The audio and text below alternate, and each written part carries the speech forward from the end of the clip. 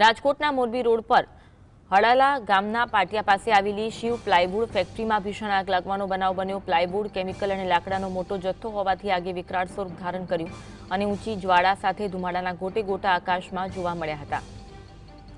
Fire વિભાગની ટીમે કલાકોની મહેનત બાદ આગ પર કાબુ મેળવ્યો હતો। આગ કયા કારણે લાગી એ હાલ જાણી શકાયું નથી। જોકે સદનસીબે આ દુર્ઘટનામાં કોઈ જાનહાનિ થઈ નથી।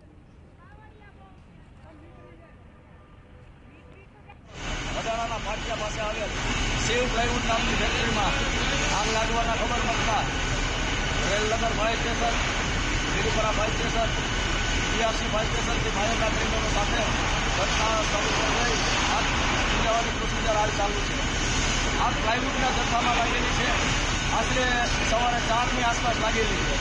હાલ વિકરાળ સ્વરૂપ ધારણ કરી લીધું છે અને ફાયરની ટીમ સતત પાણી મારો અને લિક્વિડ ફોર્મનો મારો ચલાવી આગ પર કાબુ મેળવવાના પ્રયાસ જારી છે। આજ અંગે વધુ વાત કરીશું। સ્મિતા લકી અમારી સાથે ફોન લાઈન પર જોડાયા છે। લકી, શિવ પ્લાયવુડ નામની ફેક્ટરીમાં ભીષણ આગ લાગવાનો બનાવ બન્યો છે, વિગત જણાવશો?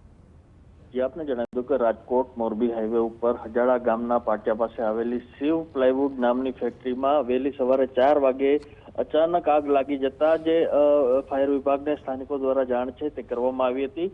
ઘટનાના પગલે 4 થી વધુ જેટલા ફાયર ફાઈટરો છે તે ઘટના સ્થળ ઉપર પહોંચ્યા હતા। હાલ જે આગની પરિસ્થિતિની વાત કરવામાં આવે તો જે વહેલી સવારે લાગેલી આગ હજુ પણ શરૂ છે, પરંતુ જે મહદ અંશે ફાયર વિભાગ દ્વારા આ કાબુ છે તે મેળવવામાં આવ્યો છે।